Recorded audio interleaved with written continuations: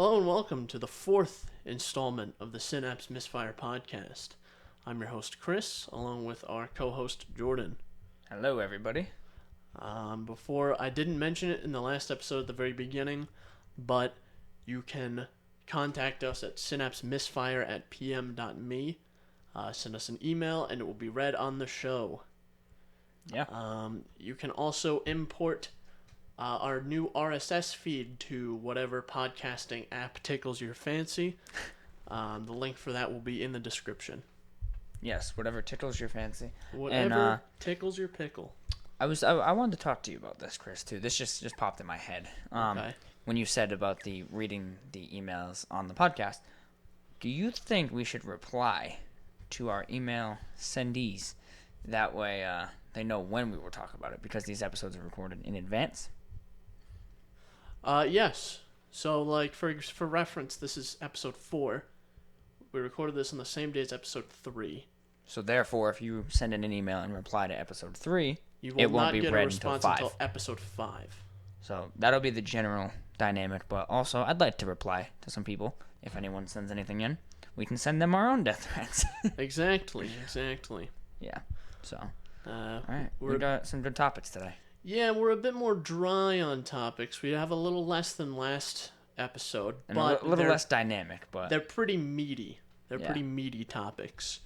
Firstly, I wanted to talk about a laptop that I had ordered for work. I complained. First episode, second episode, don't remember. I complained about thin and light laptops, new laptops, not good. Episode 2, I had the honor of editing that. Episode 2, bad. Not good. New laptops, bad. No thanks. That's why I prefer old ThinkPads, right? So, we needed a new laptop to have at work, so that if someone's laptop shits the bed, I can swap that one in and fix their old one. Now, as I am a fanboy, and I wanted to keep it consistent, I ended up getting a Lenovo laptop. I like Lenovo laptops. They're good. A Lenovo ThinkPad E series. So not the T series, E series. So a little less stout than the T, but I was expecting something decent because the older E series or Edge series are really good. They're a little bit more plasticky and cheap feeling than the T series, but that's what they were. They were a bit cheaper. That was the point, yeah. Unlike that damn Note 20. $1,000 for a plastic phone. So it was like a decent chunk of change. This laptop was like a $700 laptop, the Lenovo E15. And it is like probably the chintziest laptop I've ever used. There's so much deck flex. Oh, I no. feel like I could snap it in half in my hand.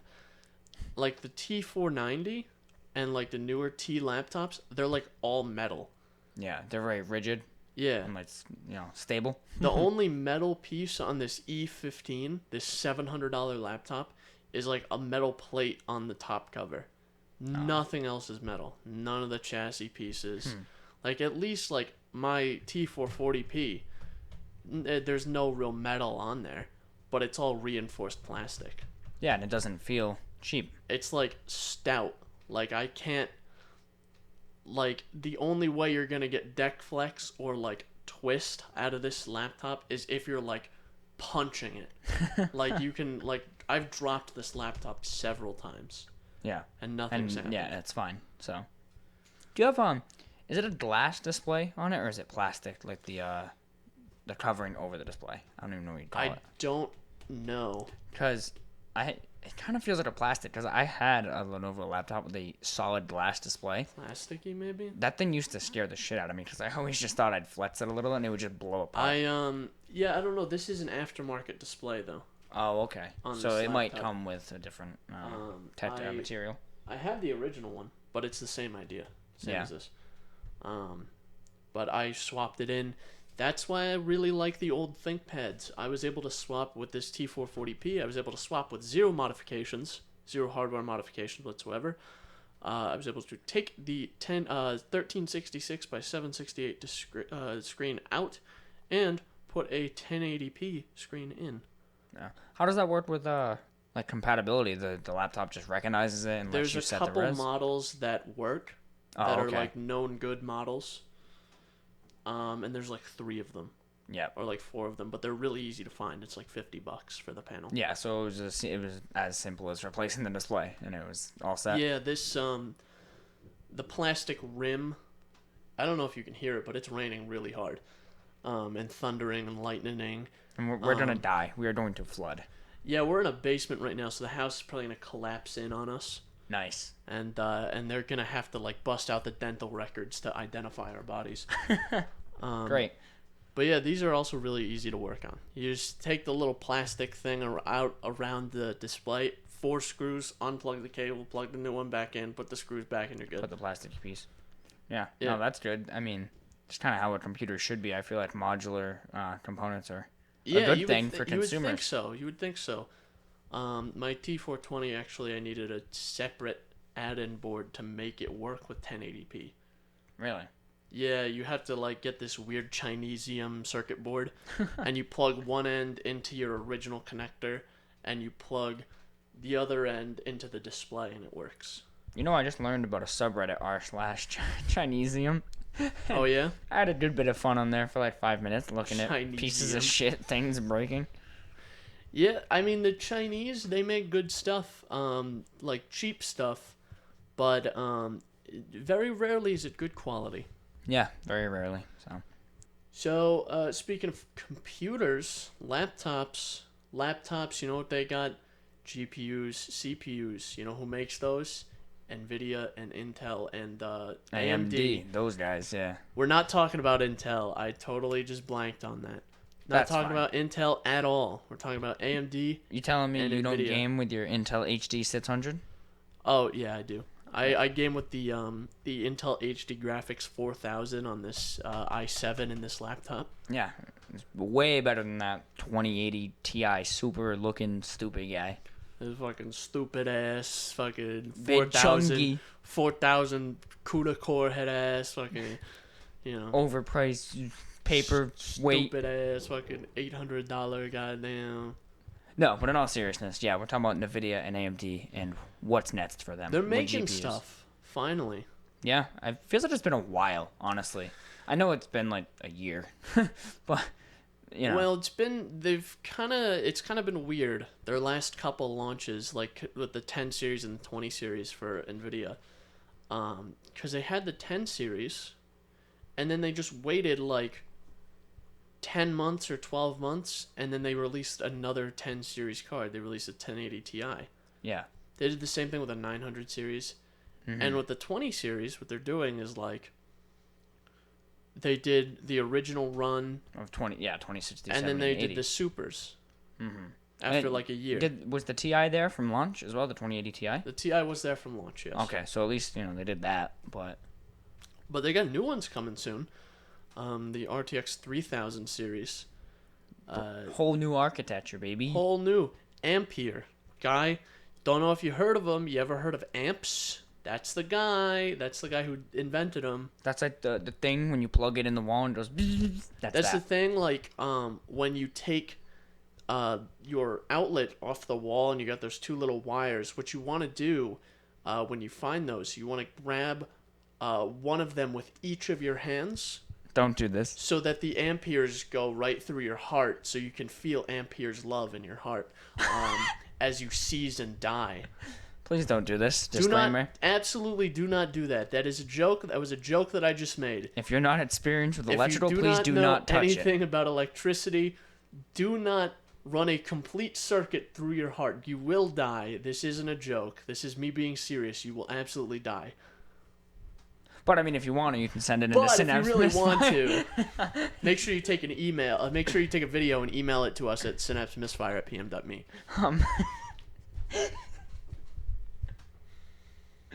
Okay, I'm back. Yeah, don't kill yourself with electricity. You'll die. That's what my lawyer said for me to say. Fucking stupid ass. Yeah, so the new NVIDIA Ampere architecture is going in what cards, Chris? You can fill us in. So it appears that there's actually already an Ampere card that is announced, and in use. The Ampere, the Nvidia A100 server GPU. Mm-hmm. So that's for things like deep learning and Yeah. like AI and things like this. Same idea as the Nvidia Teslas. Mm-hmm. It's the direct replacement of that I think the direct replacement of that because they discontinued the Nvidia Teslas because they kept getting confused with the cars. Well, I'm not gonna lie. As soon as you said Nvidia Tesla, I was like, "Is this guy having a stroke? Did he have electricity straight through the heart?" No, And then I realized what you were talking the about. Nvidia Tesla GPU series, they ran it from like 2008 to like 2019. Yeah, and then they discontinued it because of the car. Yeah, because when you say, "Oh, I have a Tesla," people think your car, you have like a Model 3 or something. Yeah. But maybe you just mean that you have like an $8,000 GPU. Yeah, so the lineup of cards is what exactly? Or at least the leaked lineup aside from the... So the leaked lineup, it seems like there's going to be 4 cards that are announced. There's a event planned featuring CEO Jensen Huang. I'm going to pretend that was pronounced right, but it actually sounded pretty good. Jensen Huang. I like it. At 12 p.m. Eastern Time on September 1st. Okay, all right. I read directly from an article here. Oh, this website, by the way, that I'm on is thestreet.com. They have an entire category dedicated to cannabis news, apparently. I just saw that on the top bar. So there you go. Go to thestreet.com for your local cannabis news. Cannabis news, cryptocurrency. Staying with the times, can't you tell? They got a lot of stuff, man. You know, that's the future. We do not endorse them, by the way, or their reliability. I have no idea who they are. I don't know who these guys are. All right. The Street CEO, hit me up. Do a sponsor. Yeah. Maybe, like, we could be your journalists. Send us some Bitcoin and cryptocurrency news, and we'll talk about it. Yeah. But, yeah, September 1st, 12 p.m. Eastern. That's the reveal event where we'll get definitive information, hopefully. But apparently there's going to be 4 GPUs that are announced. Yeah. And the interesting thing is there's speculation of there being a 3090. Instead of like a TI series. Yeah, which they haven't done a 90 card since, like, the 600 series. Yeah, which I wasn't even into, like, PCs at the time for that, so I wasn't either. I had no idea, really. I just knew about it retrospectively. Yeah. I honestly had no idea. So that would certainly be interesting to see. Yeah, they had the Thermi. It was the Fermi architecture, but it overheated a lot. They called the Thermi. The 400 series, the 490, I believe was a card. The 590, the 690, and then they went from the 780 to the 780 Ti. Yeah, they threw in the Ti. The 80 series Ti. Which I wonder if the Ti has with a 780 Ti, what was the performance like over a 780? I'm not even really sure. I know it was like it had a decent performance boost, but it was also really expensive.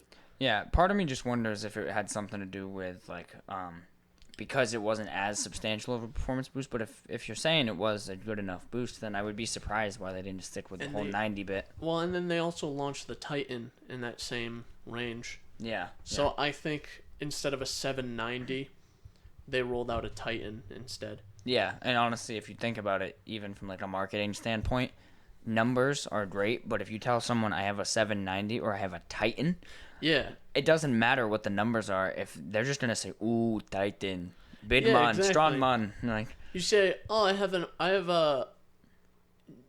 a GTX 690," and like, okay, cool. I have a GTX Titan.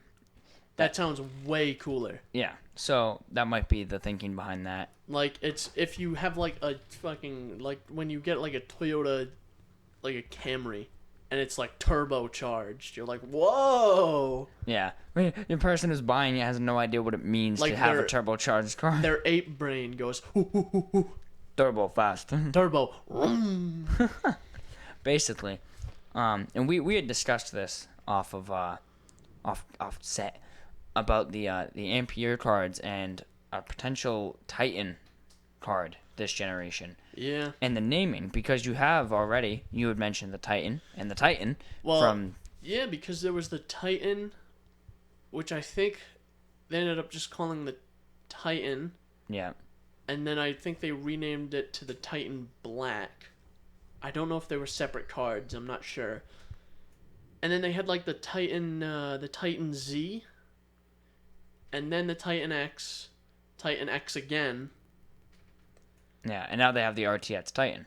the RTX Titan. So is it like an RTX Titan 2? Or I still think this is their best bet. Maybe RTX Titan Ampere, because it's on the Ampere architecture. Or just, nix the RTX, just Titan Ampere. Yeah. But I think the problem with nixing the RTX is for someone who's not super involved, not that it really matters what they would perceive it as, RTX just kind of throws in that that gimmicky selling point. But then again, people who aren't that involved in PC gaming shouldn't be buying a Titan. Aren't going to be the buyers for a Titan. Yeah. A GPU that costs literally like what a used car costs. Yeah. No, it's certainly like the RTX Titan is like $3,000. Yeah. So you don't just see Susie May going to buy that over at Best Buy. Exactly. But I think Titan Ampere certainly works. But I mean, how often do they build numerous generations of GPUs on the same architecture? Like, is it possible to see a 40, 60, and through 90 with the Ampere architecture? No, they usually switch architecture every year. Yeah. Because I was gonna say then you run into troubles again with the following, generation of cards. Yeah, because AMD does that where they have they kind of just revise the architecture. They did that with the first and second gen Ryzen. Yeah, but first was Zen architecture, then Zen Plus, then Zen 2. So now we run into this weird thing where your second gen or your third gen Ryzen is on Zen 2, and your fourth gen Ryzen is going to be on Zen 3 or Zen 2 Plus. Yeah, whatever they decide to call it. So they'd honestly be smart just calling with Zen 4. Just skip over the 3. Honestly, yeah, it would make sense. So now you could say, I have a Zen 4 CPU. So now they know automatically you're talking about a 4000 series CPU. Yeah, exactly.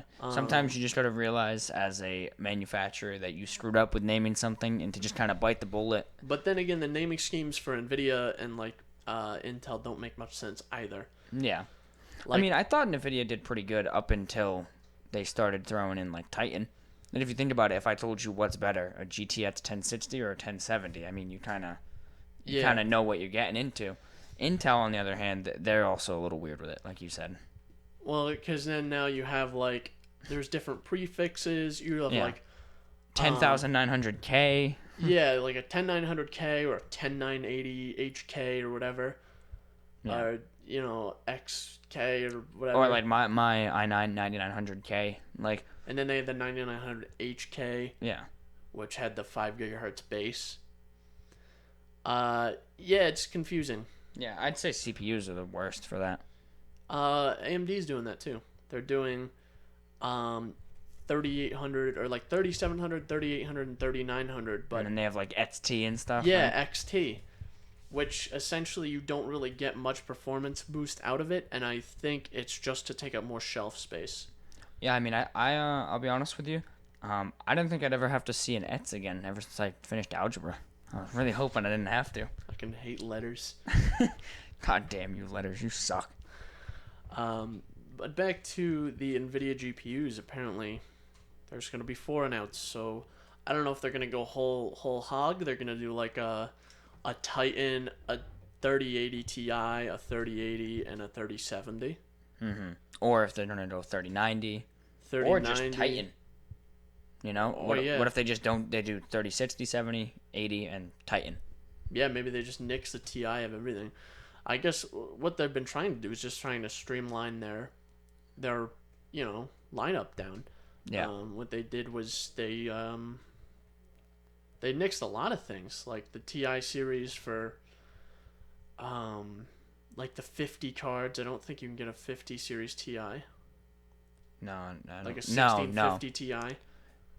I believe you might be able to. I know about the 1660 Ti. Yeah, I know they nixed Which a lot of like extra features that existed that no one really used, like SLI. They don't support really anymore. Yeah. I remember when I was first getting into computers before I really knew, not that I know a lot, but before I knew much, I was like, whoa, 2 GPUs? Better than any computer ever. And then I, figured out the issues that actually come with having SLI or a Crossfire. Yeah, you get It's scaling issues too. Yeah. Which I actually want to go back for a second to when I said the 1060, 1070, what's better. The 1660 isn't better than the 1080, correct? It's a budget card. I guess it's like almost on par with it. Isn't? Oh, because I was going to say that really screws up the naming scheme because on first thought, you would think 1660 Ti would destroy 1080. I think it's the 2060 that's more on par with the 1080 than the 1660. Yeah. Yeah, I'm not too familiar with the 1600 series. I just know that when they did launch, it was like a big step from what I had at the time, which was the 1060, but it was a down step from like the 2070, 2080. Which is it kind of a shame that they never really pursued that 1600 architecture further. I would have bought a like a 1680 or something. Yeah. Like if they had a 1680 that didn't have ray tracing and like But was cheaper. And it was like 2070 or 80 performance, yeah. If it had like 2080 performance, same idea as a 1660. It's got like 2060 performance. No ray tracing. With no ray tracing. If they just had that for like the 2080 and it was like, I don't know, $100 cheaper, I would have bought that. Oh yeah, no. I personally, as it stands currently, I have no interest in ray tracing with anything. Yeah, I don't care. As it stands. So I would prefer to pay $100 less or even $75 less just to remove that and get the spec boost, So yeah, or if it was the same price and it was just had a little bump in performance. Yeah, honestly, but You without just don't that get ray tracing. So, but I know a lot of people when the RTX series launched, they were a bit disappointed because they were kind of overpriced for the performance gains you got. yeah, and that's because it was kind of like that first jump into ray tracing. Yeah. So if they continued the GTX series as well, that would be pretty cool. Yeah, I was surprised, honestly, this, card generation with the RTX cards that we didn't get like a GTX 2080. Like I thought they were genuinely going to do the GTX series 2060, 70, and 80 and RTX 2070 and up or 2060 and up.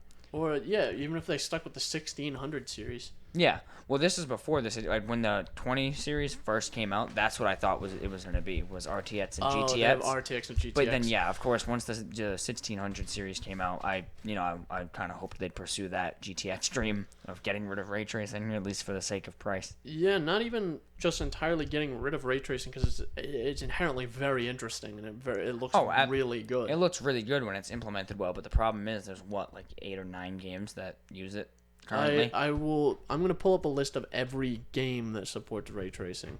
All right, we've actually found a good list of games that support ray tracing. Yeah, explain to me why most lists we found showed games that are like 6 years out. It's like, yeah, this game was talked about once by this guy. Yeah, we heard about this game from Watch Dogs 7 is gonna have ray tracing. We have a good lead. We found one 4chan thread with no replies that said Watch Dogs 16 is coming out next week and it's got ray tracing. So we added that to the list too. Yeah.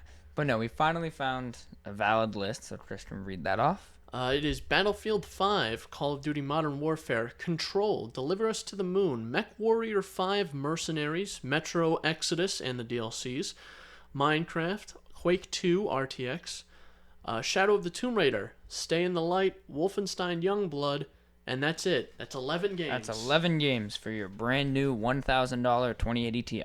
I mean, yes. Yeah, 2080 $1,200 Ti. 2080 Ti. $1,199.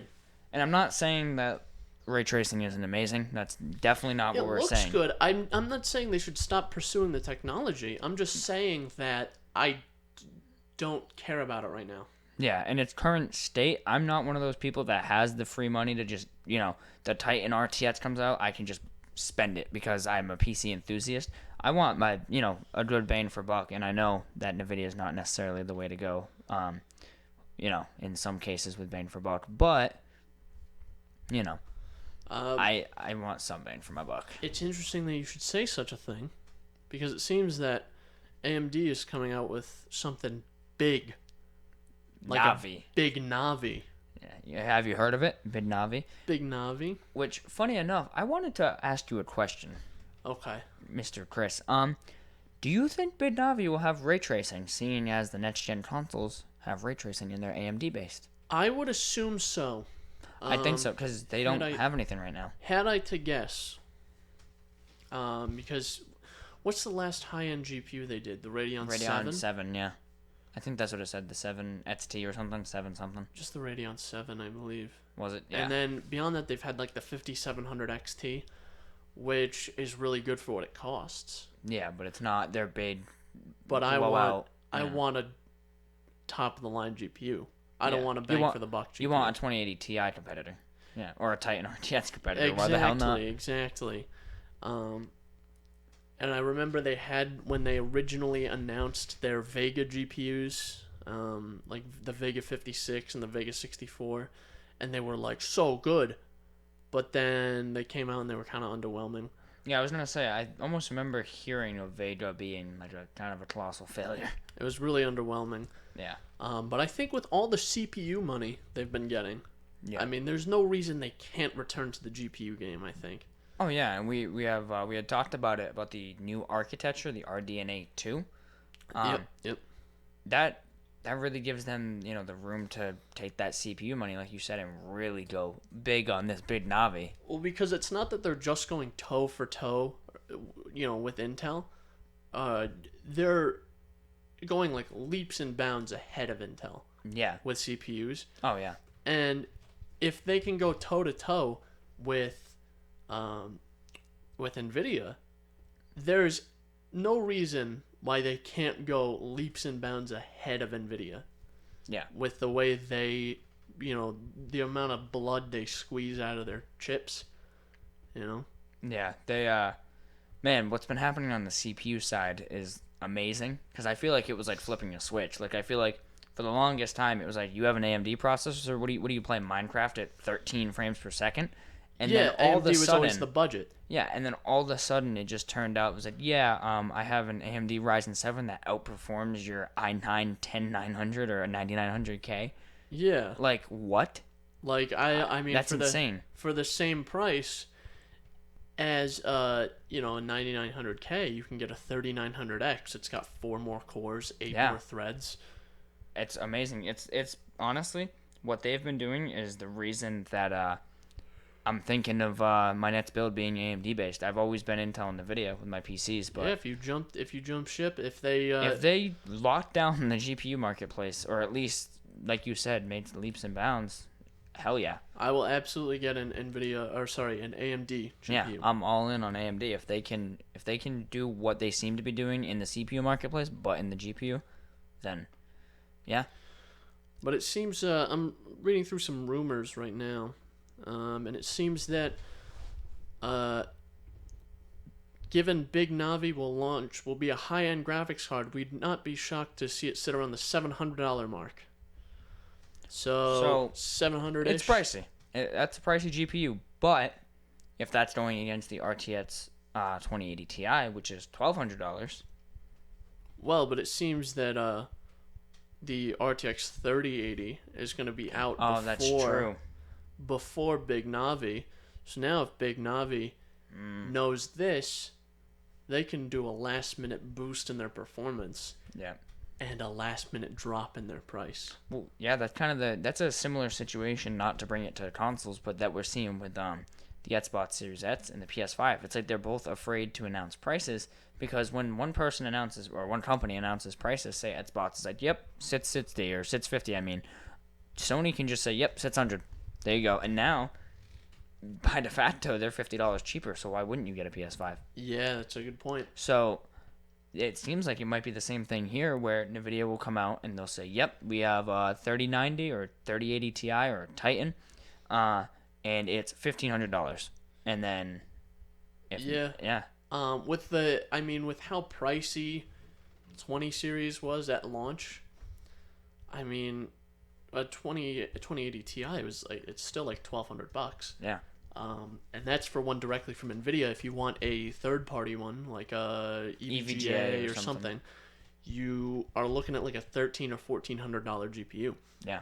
So now, if you have a competitor that's around 700, and it's up there. yeah. If it goes toe to toe with a 3080 or a 3080 Ti, I'll absolutely look into it. Especially for like $700 or $600 even. Well, I was gonna say, imagine a $600 GPU that even goes against like a 3070. If the 3070 is like 800, 900, I mean, you have this $700 GPU that still undercuts one of their cards that are so expensive. Yeah, I mean, it's definitely. I definitely think Nvidia is gonna get more bold if they go unchecked.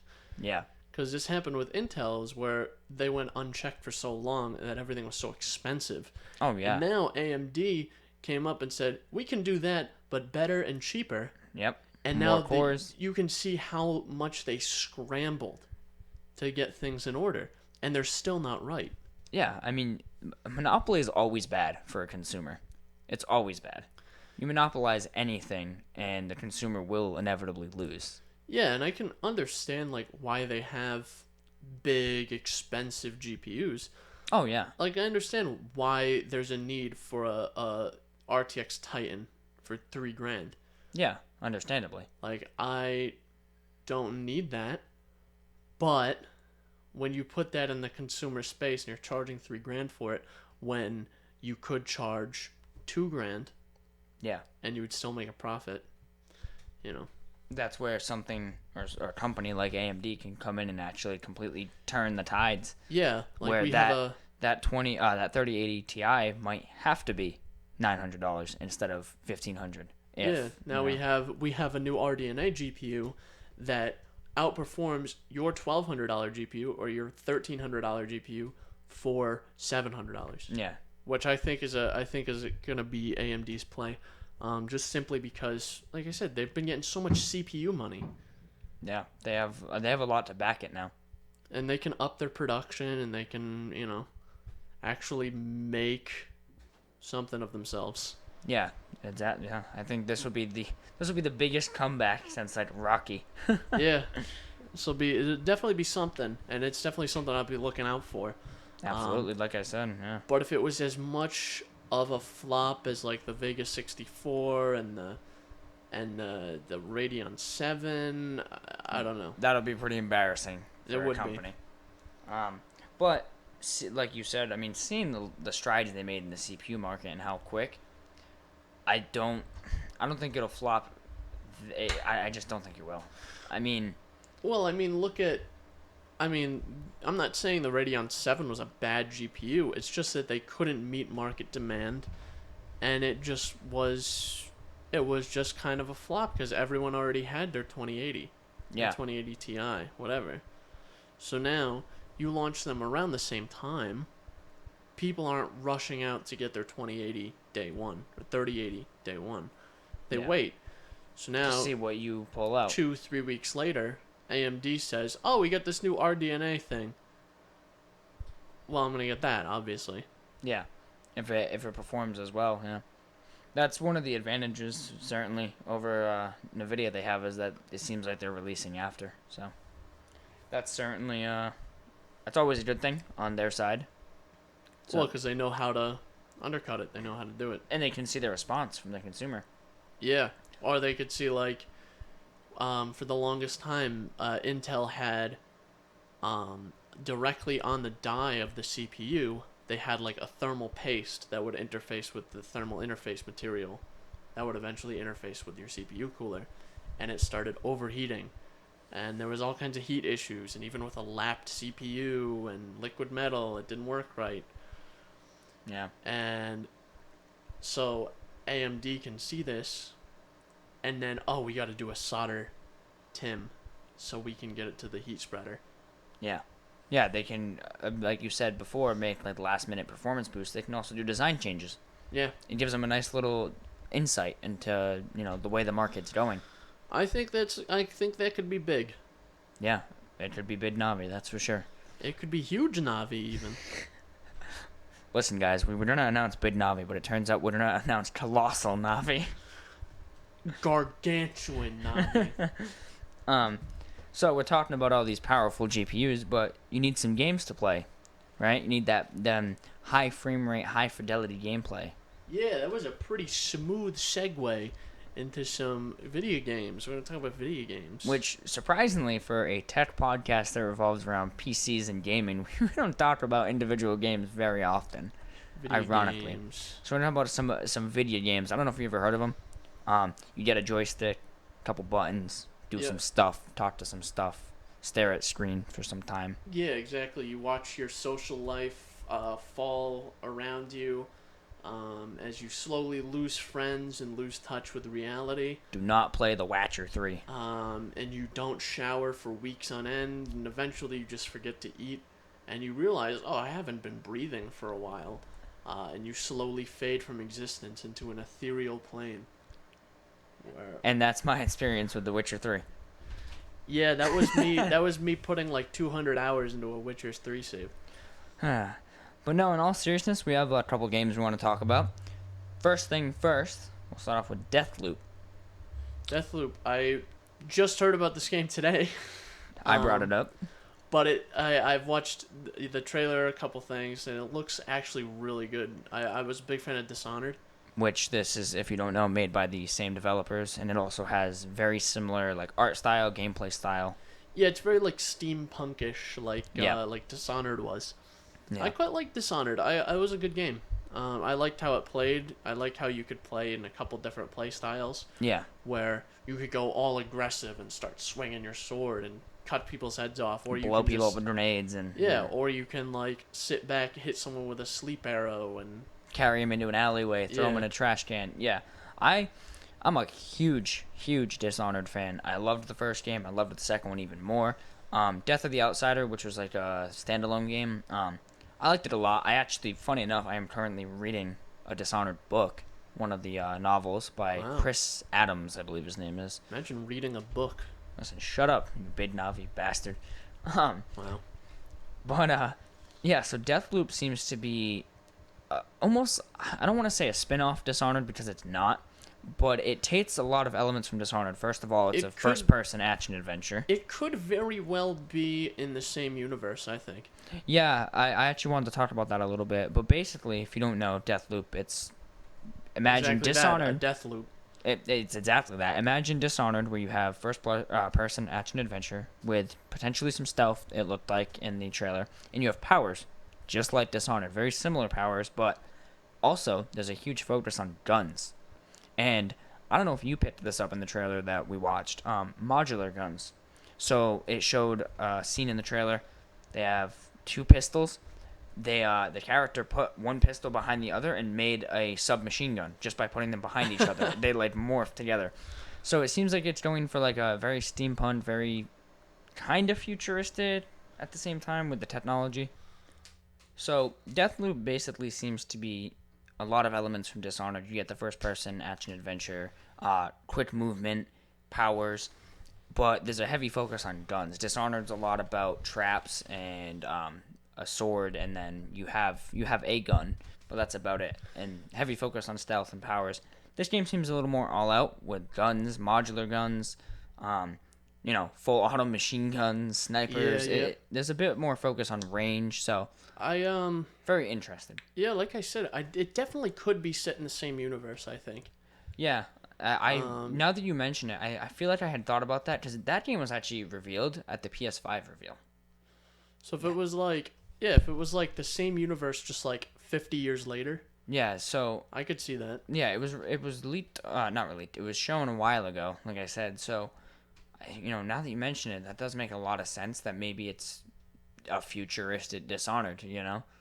It's after Dishonored or just an alternate timeline. It's less of like this is. It's not like this is a sequel to Dishonored. It's like this Dishonored. The events of Dishonored also happened in this universe, kind of thing.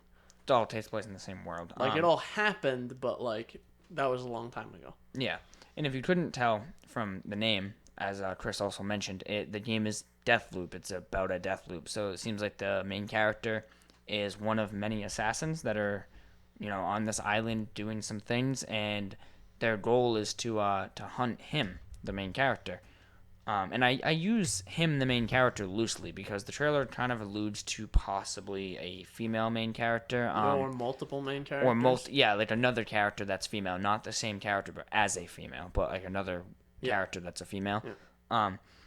But yeah, so the goal is to hunt this character, and you are to do your thing and kill everybody and escape the island and figure out who killed you and break the death loop. So it has a really intriguing plot. And you played Dishonored 2, correct? I did not, no. No? I own it now. I bought it on sale. So, number one, you really should. Number two, there's this sequence. I won't spoil it, really, but where you have a timepiece that lets you go between different timelines, too. Two different timelines at the same time. So, like, for example, you can go back in the past, open a door, walk through the door, and then go back to the present time, and you'll be behind that door when in present time maybe it's caved in. And my point with getting to this is Deathloop almost seems like they took that sequence where you're going between timelines, and maybe they're going to implement something like that, because I'm not sure if you're familiar, but Dishonored 2 got a lot of praise for that level, for how ingenious it was. Yeah. And like the magic they had to work to get it to work. Like, you can peek into the other level in real time and see people walking around. Like, it was a brilliant level, and your actions in the past affect the future. Like, it was brilliant. It's the same idea as like in BioShock Infinite. You move between universes. Yeah. Same sort of idea. Like, in one universe, oh, they don't have the guns, but now they have the guns and they're evil now. Oh no. Yeah. So it's super interesting. Because like I said, that level was just brilliant. Like, you can go back in the past and kill a key target, and it completely changes the rest of the game. Like, not in a major way where it's like the whole story's different, but characters around you. I'm trying not to spoil anything. Yeah. But if they can do something like that in Deathloop, where like, I kind of want to see it almost sandboxy, where you yourself have to learn from what you do in the previous life, not well, like I think mission. That's the idea. Well, my only fear is that it's going to be mission driven and preset. So it's going to be like, oh, do this mission. And then at the end of this mission, you get whatever, flanked. And then you redo the mission in a little bit of a different way. And it's like, now I'm not going to get flanked. I'd like to see it be like straight up sandbox where like, this is your goal. Do it. Things happen on the way. So maybe you get run over. Maybe something falls on you. Maybe a group ambushes you. So now you go an alternate direction. Well, it could just be semi-sandbox like Dishonored. Or like the Hitman games. Yeah, you're plopped into a world, and you're like into a map that's decently large, and you just kind of do a thing. You do this, kill this person, and you have to find them, get all the intel. There's hints along the way. Yeah, something like that would be really cool. All kinds of cool things. I think that would be cool, especially seeing it be set in the same universe as Dishonored, and even if it's not, it'd be really cool. Yeah, I think no matter what from the gameplay we've seen, even if they don't officially say it's set in the same universe, I'm going to assume it is because it's just so similar in the way it's set up that within minutes, I feel like most people will feel like they're playing Dishonored 3 Future Edition. Yeah, exactly. It's yeah, that's what I think. Dishonored, just same universe like 50, 60, 100 years later. Yeah, I'm super intrigued for Deathloop and to see what comes of it, but the main reason for this topic was a little bit of information about it.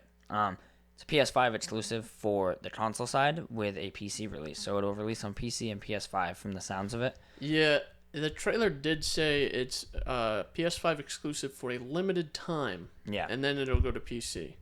Oh, then it will go to PC? I thought it was then it would go to Xbox and PC would release with PS5. I believe it said that. So upon doing research and debating, it appears that it's all down to how you interpret it. Yeah, seemingly.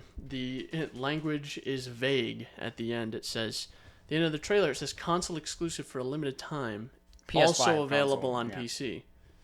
So I don't know if they mean it's going to be exclusive to PS5, then come to PC, or it's going to be exclusive to PS5 and PC, and then come to Xbox. Yeah, so it's a little bit up to interpretation, but regardless, unfortunately it was pushed back to Q2 2021. When it was supposed to be holiday 2020. Q2 2021. Everything's getting delayed now. Everything.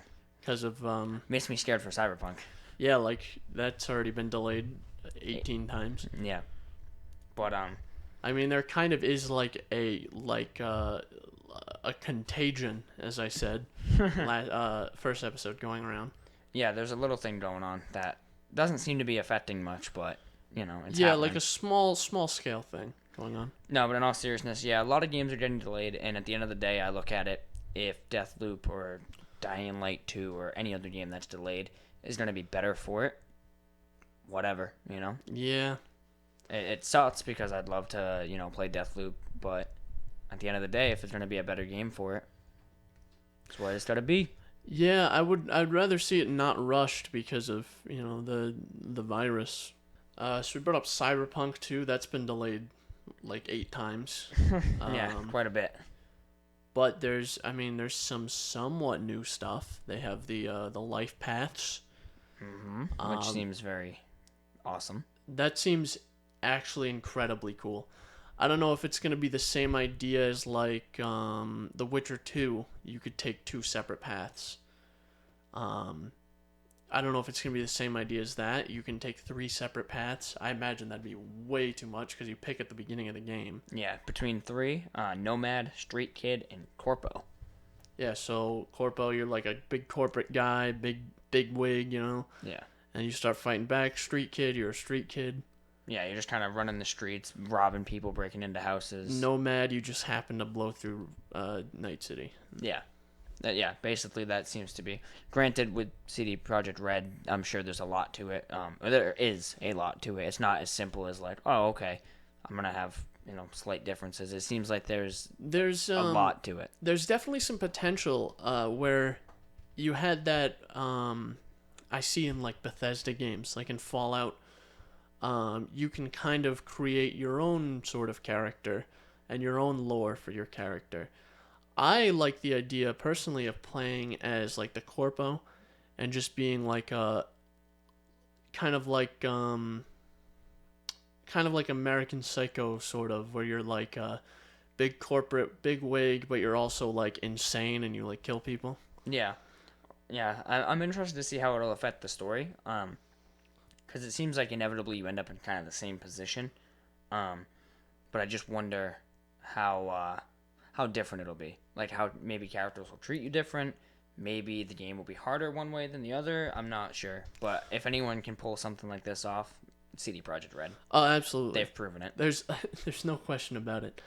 I just think they have such a high bar set with The Witcher 3 that I feel like, and it's been delayed a couple times now, and I just feel like that they're kind of gunning up for disappointment almost.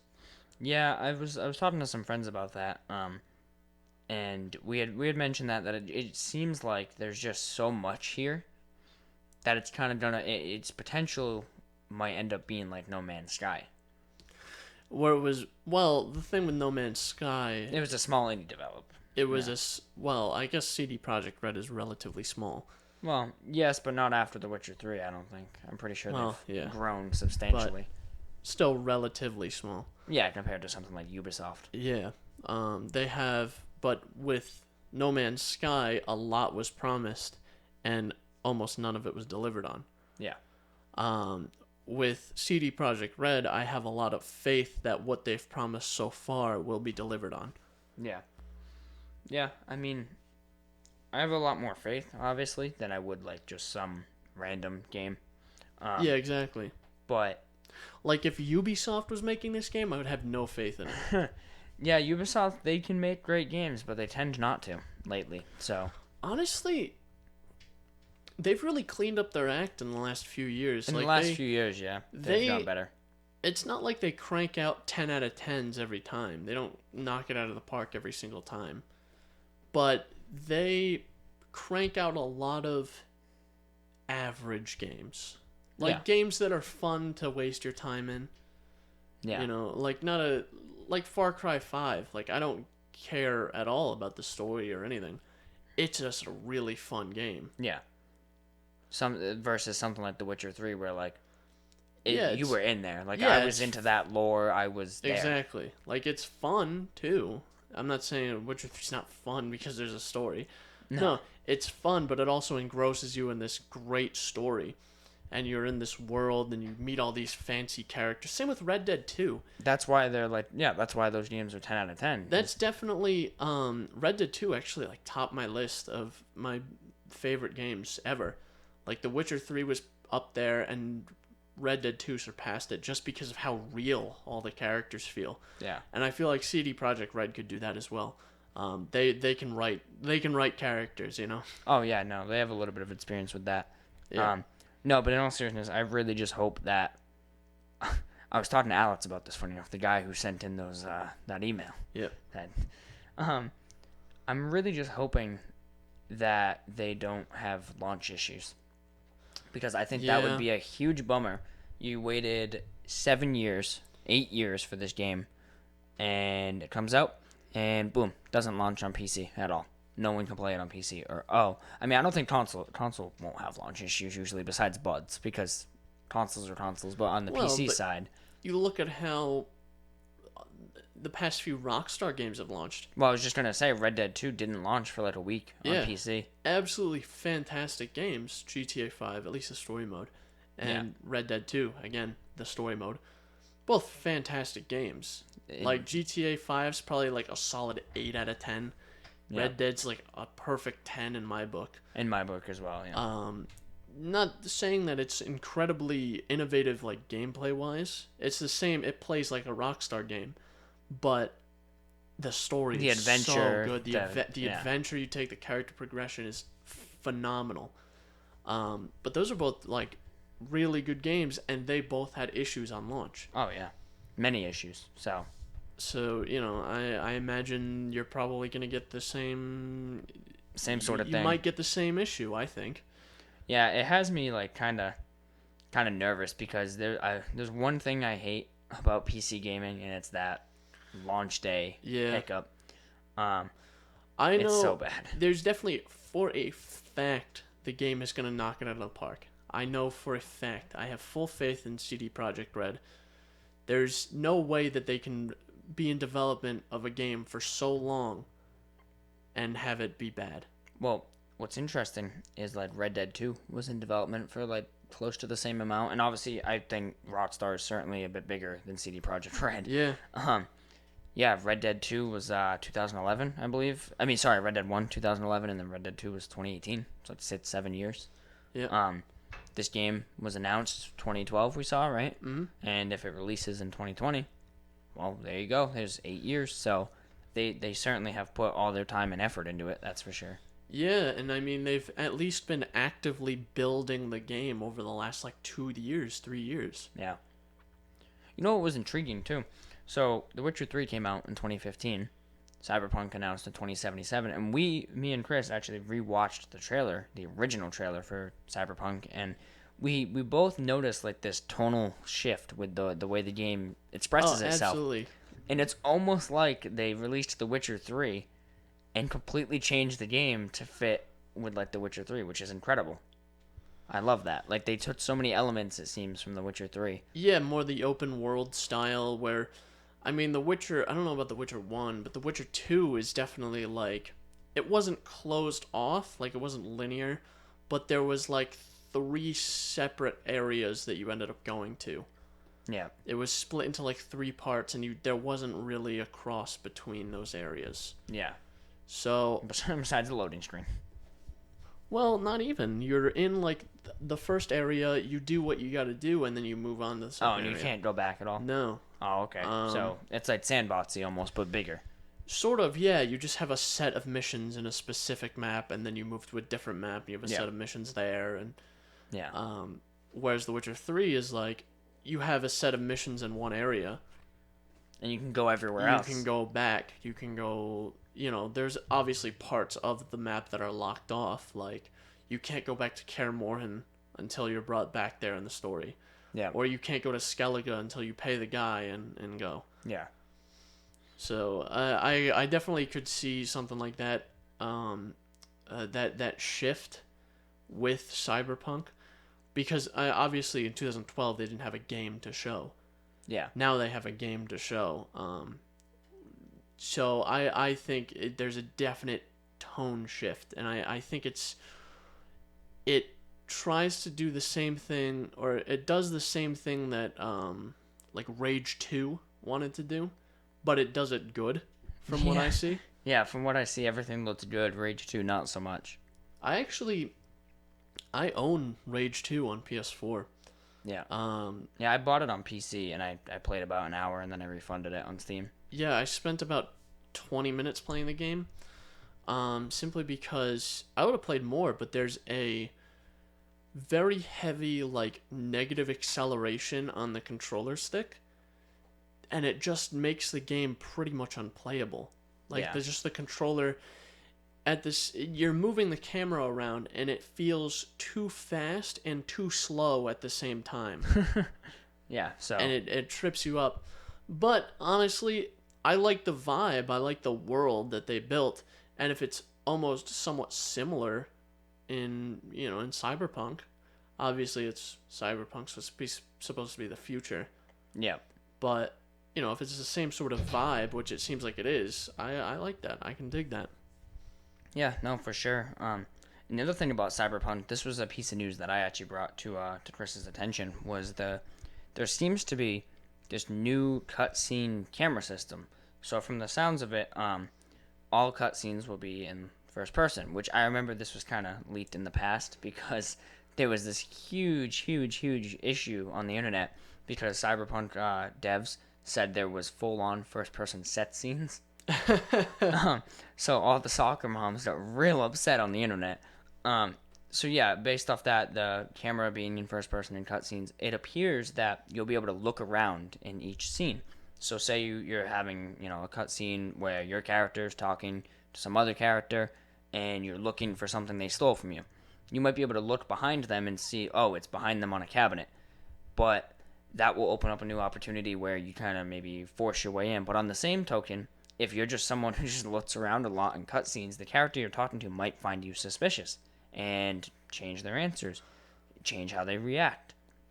Now, I genuinely wonder how this will be implemented into the entire game, because from the sounds of it, it's a massive game with many NPCs, much dialogue. Oh yeah, I think because The Witcher 3 was a huge game. Oh my god, yeah. And especially you could only travel by horse, by roach.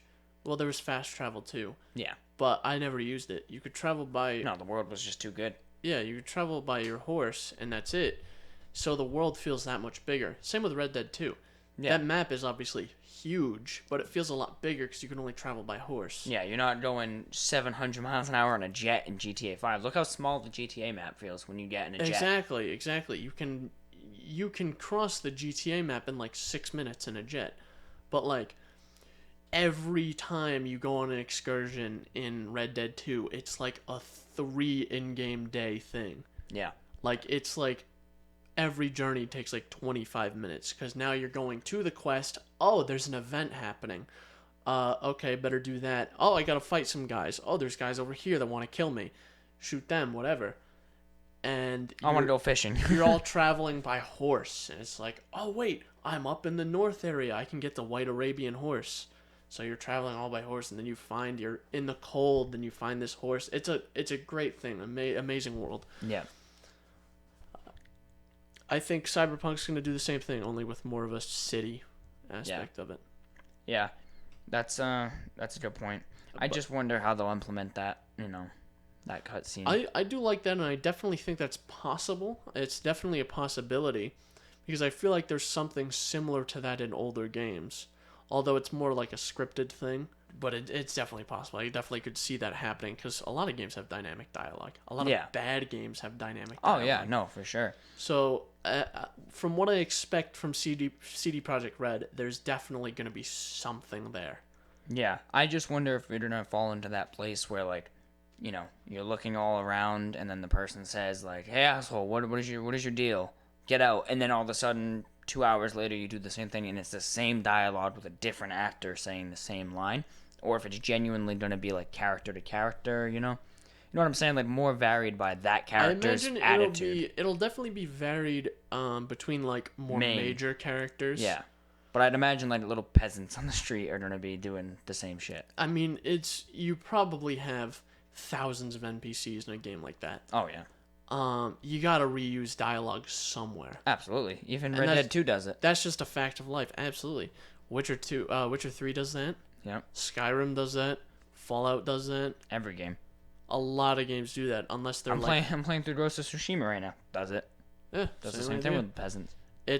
You can't not do that. Yeah, it's amazing. And I, like you said, all my faith is in them that this will genuinely be a feature and not some sort of like gimmick or some sort of just stupid mishap. Yeah. It'll be a feature. That's the Cyberpunk 2077, the only game I am genuinely considering pre-ordering. Really? I haven't pre-ordered it yet. I was going to get the special edition, and then when it finally was able to be purchased, they sold out like immediately, so I wasn't able to get it, and now they don't sell it anymore. Yeah. And for those of you who can't tell, Chris is not a pre-orderer. I don't pre-order because I don't really play games. Yeah. I say that. I have like a $3,000 computer. Yeah, well, some people have really nice cars, but they don't go fast, so. I suppose. I mean, I guess I have a somewhat nice car, but not a fast one. Yeah, well, when I said nice, I meant like modified and racing car, but yeah, no, you have a nice car. My car's got sport mode. Put it in sport mode. Speed boost. It goes, but it's only got like 130 horsepower, so. So it ain't very sporty. No. But, yeah, I'm extremely excited for Cyberpunk. I honestly, like, I'm 100% going to pre-order that. And you know the only game I haven't pre-ordered that I was excited for, but I'm not going to pre-order? Marvel's Avengers. Marvel's Avengers? Why is that? What's the whole meme with Marvel's Avengers? What's the game about? Is it just Avengers, or is it like Spider-Man type beat? So it's just Avengers dropping into missions. Okay. Is what it seems like. So. Oh, it's not going to be like a big open world No. thing? Oh, that's kind of upsetting. You really killed off my interest there. No, you play as multiple Avengers, and I think there's like hopes to have a ton of them post launch, but you play as Avengers in like linear missions. Yeah. Kind of picture something like Marvel's Ultimate Alliance, but better, I guess, when it comes to story and like I guess voice acting. Like there's a big story behind it. Well, hang on. Remind me, if you know, there was a game on the Wii where you could play as like Marvel characters and you went through like different missions. Was it like a beat 'em up? Yeah. That's probably Ultimate Alliance. Ultimate Alliance. Yeah. I remember I had that, and then there was like a battle arena that you could play into. Yeah, it's probably. Yeah, I would think it's Ultimate Alliance. I'm not 100% sure, but I know it's like a kind of like a beat 'em up arcadey fighting game. Yeah, same idea. This is arcadey, but it's not. It goes for like a more real take on the Avengers. Like Okay. there's an actual story here about like the Avengers disassembling and then coming back together. And supposedly, I believe it's supposed to be its own story. It's not like from a comic book. It's not from a movie. Oh, it's a its standalone own thing. sort of thing. I'm very intrigued in it, but the feedback has been mixed on it. Like there's a demo out for the game now. You can play a beta. And the feedback is mixed, and a lot of people are pissed off at them for the deal they made with Sony. Imagine Disney makes this game for kids, right? But in order to play as Mickey Mouse, it's locked behind a paywall or a platform wall. Okay.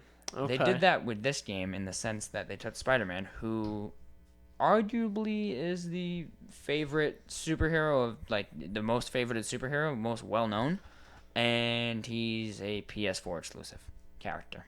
Of course. I get why.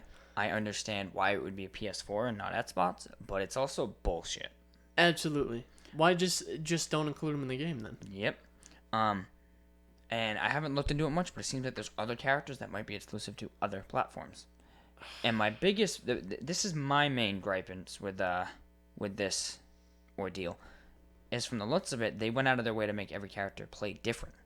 Like the Hulk is this big buff, beat the shit out of everybody, while Thor flies around, throws his hammer, slams down. Iron Man flies around, shoots lasers. Makes sense. So, and Captain America is more So of you're like missing, hand to hand. yeah, you're missing a whole dynamic of the game. You're missing a whole dimension. So, and especially a character like Spider-Man, who, especially like you just said, dimension, shoots around, runs on walls, swings, jumps really high, does backflips. Like that's completely different than like the Hulk or Thor. Yeah, or Iron Man. Spider-Man is going to control inherently different than like Yeah. The Hulk. Yeah, as long as it's not some stupid beat 'em up game, you know? Yeah. If they put time into it, he should and will control completely differently. Yeah, there was nothing.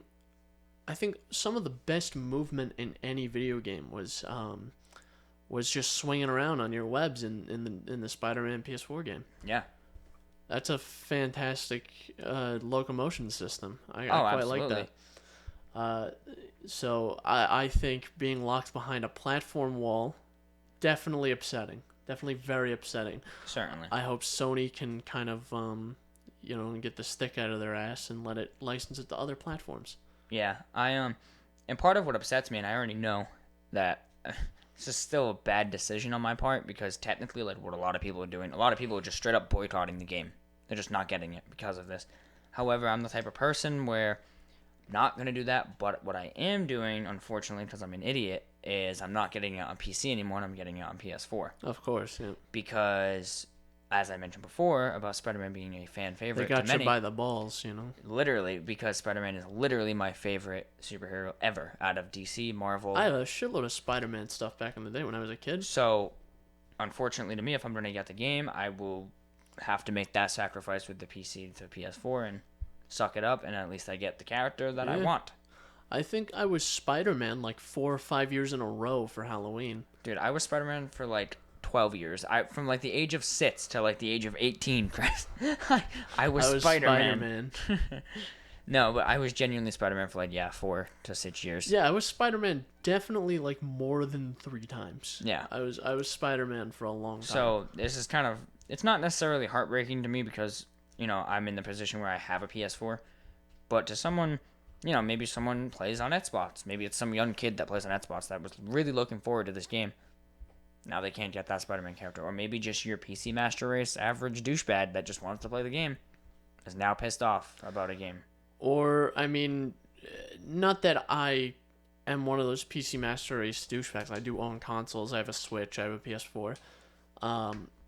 I just prefer to play games on PC because all my games are there and I don't have the PS4 hooked up. Now I have to hook up the PS4. Yeah. And it's a whole thing. I got to switch consoles and then put in a disc and wait for the disc to spin. And then I got to deal with the deafening fans on the PS4.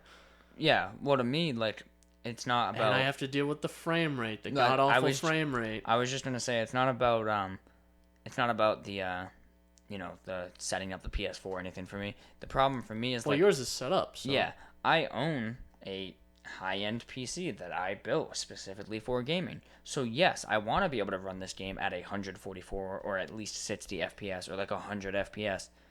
But now I can't. At least 60, man. There was, like... I remember how jarring it was when I first switched to PC. I played on PC for about 6 or 8 months without touching a console. And then I was over someone's house. I don't remember who. I was over their house and I was playing on their Xbox 360. I was like, this looks like shit. I feel like this has to be lagging or something. And they're like, no, it's fine. I don't know what you're talking about. Because I was seeing 30 FPS again. Like, it was genuinely messing with me.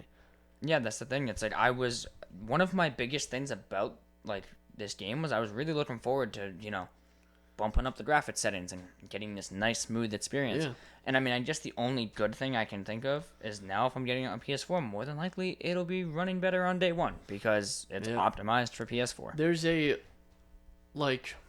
between 30 FPS and 60 FPS, there's a much, much more noticeable gain than 60 FPS to 144. Oh, yeah. Absolutely. You have no idea how long I played Gears 5 when I built my PC locked at 60, because it just auto-locked at 60, thinking it was 144 before I finally benchmarked it and ran like a FPS counter and was like, wait, 60? And then I unlocked it and I didn't notice a difference. Yeah, there's certain games where you do definitely notice a difference. I noticed like racing games. Racing games. I noticed Minecraft is a good one. Oh yeah. You notice it a lot in Minecraft because you get like it's almost too smooth. Mm-hmm. It's like because everything about Minecraft is like the opposite of smooth. You get the reverse lag effect, where you're like, this is too smooth. I gotta dial this back a little bit. Yeah. Yeah, I don't know. It just sucks that for anything to be locked behind a platform. That's why I bitch sometimes about VR and Oculus securing a bunch of good exclusives, because it's like this is not a time for you to be locking down a platform that barely even has a platform. Same with Epic. I don't like the idea of Epic exclusives. Well, yeah, like I mentioned last episode, Hitman 3 being exclusive to the Epic Game Store. Am I going to buy it there? Yes, unfortunately, but I would much prefer to buy it on Steam. And again, I would. It's not even the fact that I would end up buying it on Steam anyway, because Steam, the launcher and everything, and Proton, it just works a lot better on Linux. Um, but I will not shy away from buying things on the Epic launcher. However, I want the option of both. Yeah, absolutely. That's my bottom line with most things, really. Not that I particularly care. It's like my headphone jack thing. My thing about the headphone jacks on phones. I don't care. I don't particularly use my headphone jack a lot, but it's the principle. I want the option. Yeah, you want that to be. I mean, you're paying your premium, aren't you? You know. Exactly. Like I paid good money for my PC. Let me get my games where I want to get them. Let me get them where I want to get them, and let me play as Spider-Man on my PC. Like I don't see the problem. Yeah, I want to be Spider-Man. Damn it. Okay, so this episode's been a bit about games that we both anticipate. Chris really anticipates Cyberpunk, and we both anticipate Deathloop. We anticipate all the games we talked about, but one that I actually anticipate that I don't think Chris is really particularly into is Assassin's Creed Valhalla. Funny enough, I bought Assassin's Creed Odyssey on launch day. I refunded it. I was like, this is shit. This game sucks. Then I picked it up on like a Uplay sale. Great review. I picked it up on I picked it up on a Uplay sale for like $20, like months and months ago, and I was like, yeah, I'll try it out again. And I freaking loved it. It was right Really? when I don't know if it had something to do with timing, because I know a lot of stuff lands depending on timing, and this happened right when our area went into quarantine. Oh. So I just spent 2 weeks playing through Assassin's Creed Odyssey, and I freaking loved it. I have 180 hours on that game. I'm still Which going one's to the DLC. Odyssey? That's Egypt, right? No, that's Origins. Origins Odyssey is Egypt. Greece. Odyssey is Greece. Yes. Christ, there's too many of those fucking games. I do like the Valhalla aspect. So Valhalla, if I'm correct, that's a Viking game, right? Yep. I want more Viking games. I think Vikings and cowboys are two very untapped tropes. Oh yeah, Red Dead is like the only cowboy game, and then like the old Call of Juarez, but I was that's gonna say totally Call of different. Juarez. That's totally different than Red Dead, but for its genre, Red Dead is like the only cowboy game. It's the only good cowboy game. Yeah. Call of Juarez is trash. Yeah. I like Call of Juarez for just shooting, but there's nothing there. But what other are there any other Viking games, like actual Viking games? Besides platformers, I can't think of any. Yeah, I mean like an RPG where you're Yeah. like a Viking. No, none. That needs to be. That's such a good untapped market. Viking games. If you're a developer, I want more Viking games. I want to be like roll up on a big boat with like the oars, like the 20 sets of oars, where they're rolling up on the boat, and then there's like a monastery on the shoreline, and we roll up and we like cut a monk's head off or something. Yeah, something like that. I want it to be brutal. Yeah, Valhalla seems it seems like a really good game so far from a gameplay perspective. You play as a male or female named Ivor. Basically, you're an assassin, but there's some cool stuff with it, with some of the lore. So like for example, you know the hidden blade from Assassin's Creed. Yeah. In this game, it's on the outside. So instead of being tucked away A on the not inside, so hidden blade. exactly, it's just a wrist blade. But the developers went on record and said why, and they said, "What Viking do you know that would hide a weapon? The Viking would wear the weapon with pride." That's a good point. That's a very good point. A Viking wouldn't say, "Oh, I have a little dagger." No, they'd be flaunting that thing around like it's a big sword, and they're ready to start cutting shit up. Yeah, they're not like stealthy warriors. They No. have honor. It's Yeah. like the whole samurai meme with Ghost of Tsushima. Yeah. It's like you can sneak around people or you can fight honorably. Yeah. That's the same idea. They're very honorable and they like to they take pride in their combat. Yeah. So, My biggest thing is, I mean, the story. Just based on the fact that it's Vikings, I might buy it, honestly. Well, that's what I was gonna say. Was the Viking aspect has me excited for gameplay. It looks like it plays a lot like Odyssey and Origins, but with the bigger focus on like meaty hitting, essentially. Because Yeah. Odyssey and Origins are very floaty. It's not like The Witcher 3, heavy animation based. Really, And the combat on that game isn't really the greatest on The Witcher 3. It's it's not not. great. It's- It's the animations are solid though. Oh yeah, absolutely. That's why like The Witcher 3 Netflix show. That's why it's so So awesome. Is because fucking it's cool. the same damn animations. Watching Geralt flip around and Yeah. cut people up and But before we get too far off topic, phenomenal. yeah, Valhalla I think has the potential to just be this badass RPG where Absolutely. you turn into this big badass Viking and you just And wreck shit. And I mean Origins and Odyssey, I've heard a lot of good things about them. Oh yeah, no, they're good games. From a story perspective, they're pretty good.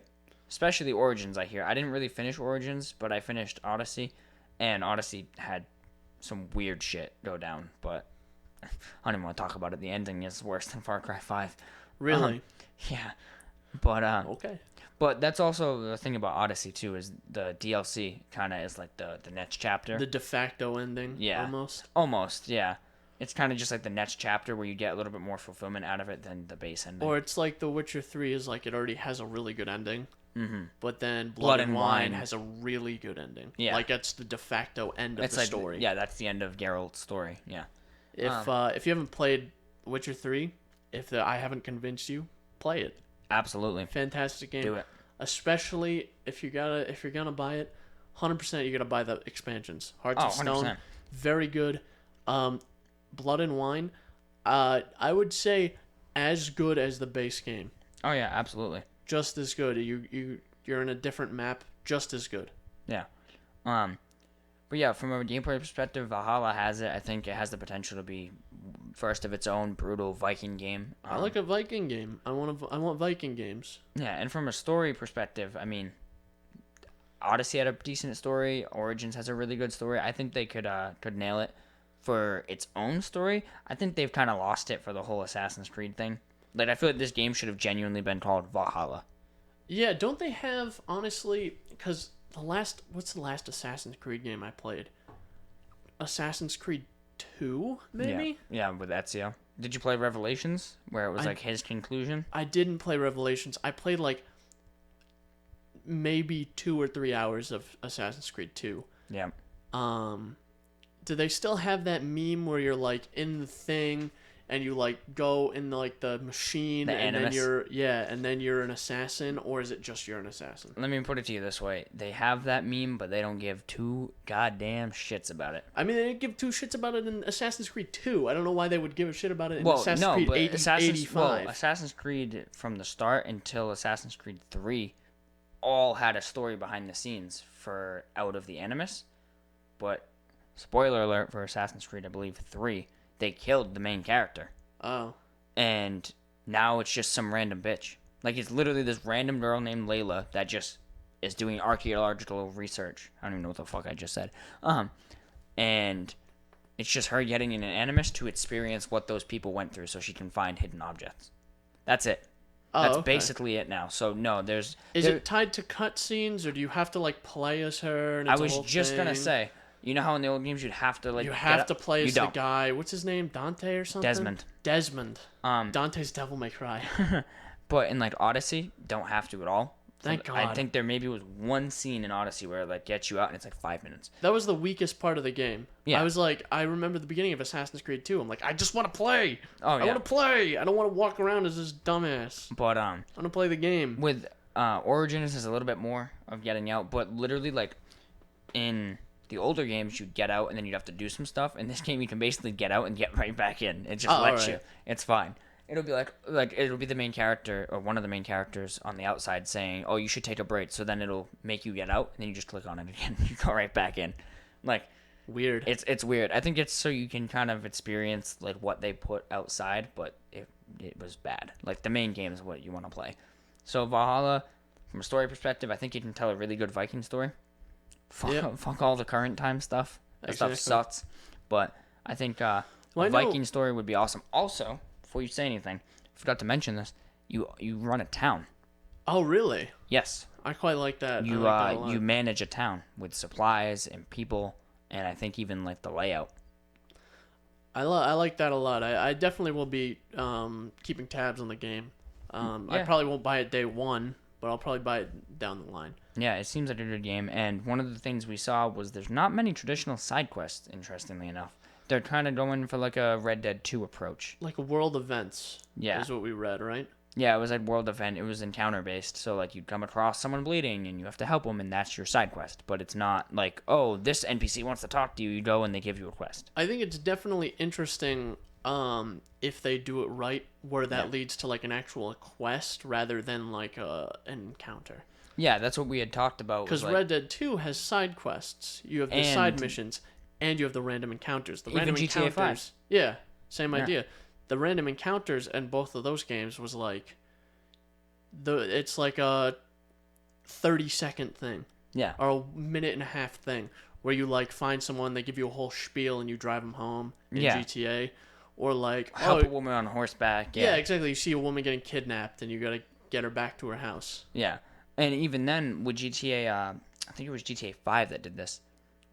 Or actually, I think both did it, where some encounters, only a couple, would turn into side quest lines, where you'd meet a character, Yes. and then there'd be a side quest Yes, I storyline. do remember when you meet the Is it Albert Mason you're thinking of? well, Albert Mason, one, that's a random encounter, and two, I forget what their names are in the I forget what their names are in the game, but it's the parodies of Tesla and Edison, Yep. where you have to make the electric chair, and that's then a whole thing. Yeah, yeah. So Yeah, they're random encounters that turn into like a little side quest thing. So I think Marco Dragic, I think his name is Tesla. Yeah, I think so. I think Valhalla could kind of screw up in a way where it's like, hey, it's filler activity. It's like, oh, you're riding down on horseback, and then oh, this woman needs Yeah. help. Kill some bandits. You're good. But it also has the potential to learn from games before it, where it's like, oh, you kill some bandits helping a woman. The woman says that the bandits are raiding her town, and now there's this quest. We have to save this town. You save the town, and now there's characters there that will talk to you that might give you side quests, or at least interesting dialogue to learn about the world. Or maybe allies. Something Or like allies, that. yeah, something Because for your town. if you're managing your own town, I imagine if you're a Viking, you also manage your own ship. Yeah, more than likely because you do in Odyssey. So have you your own can ship. say like, you are good warriors. I want you on my ship. So Yeah. you get better warriors as it goes on. Something like that. Something along those lines. But again, I mean, time will tell. I just hope it doesn't suffer from the filler activity. Yeah. About ships, like the I was gonna mention earlier, but you cut me off. Was this wouldn't be the first time Assassin's Creed is kind of like almost reinventing a genre. Like Assassin's Creed 4 was like a phenomenal pirate game. Yeah. Yeah, that's true. Phenomenal. It was a phenomenal pirate game. I where heard it that a was- lot. Like people were like, "Man, this is a really good pirate game. It's And not it's a good the first- assassin game, but it's a very good pirate game." Yeah. It seems like Assassin's Creed kind of does that a lot, where like they kind of just they set a theme. You haven't been an assassin since Assassin's Creed 3. Yeah. Yeah. You've just been like, Well, like, do you know what you are in Assassin's Creed 4?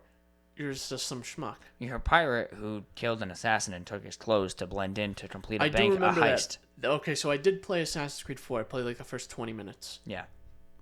Yeah. And I do remember that. so you're not like, and then you do assassin stuff, but you're not like an assassin. Like Assassin's you're a Creed 3 pirate. was the last one where you actually trained to be an assassin.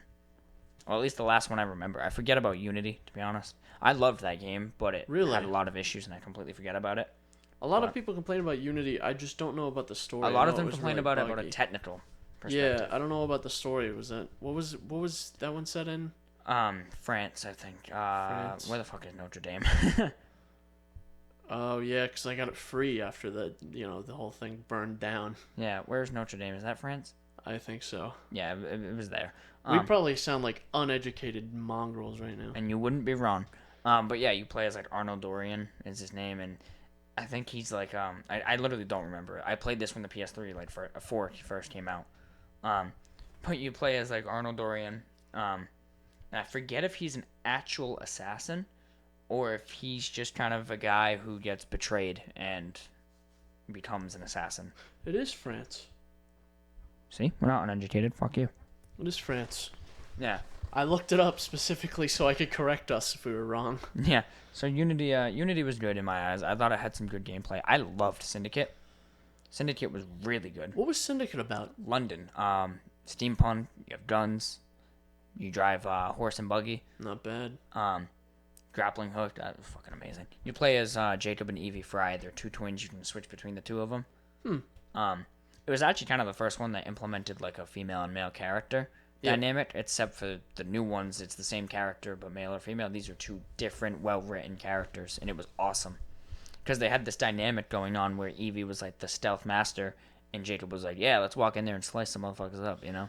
Yeah, it's, but in previous, or like in the more, in later installments in the franchise, what I was trying to say, is where you can play as the same character, but as male or female. Cyberpunk's doing the same thing. Yeah, where you play as V. As V, but you're male or female. Yeah, exactly.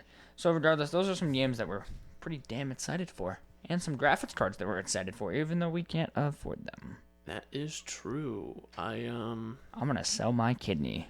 I already sold both of mine. I get dialysis every week. So anyway, I think we're gonna round off this episode. I think that's all we got. Just some games, video games, graphics cards.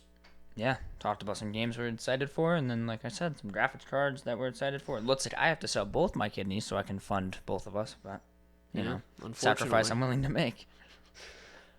So anyway, again, you can contact us at Synapse Misfire at pm.me, and your email, comment, question, concern, or death threat will be read on the show. And as we stated last time, keep in mind that if you send in a email or death threat, it might not be read until a future episode, a couple episodes down the line, due to the way we record these episodes. Also, in the description will be the link to our RSS feed, so if you want to import that into your favorite podcasting app, doesn't matter what you use, you don't have to use YouTube, you can use your favorite podcasting app and it will be there. Eventually, I say eventually, by the time this episode is up and the last episode is up, all 4 episodes will be there. Alright, bye guys. Alright, that's it. Bye. Get out of my house.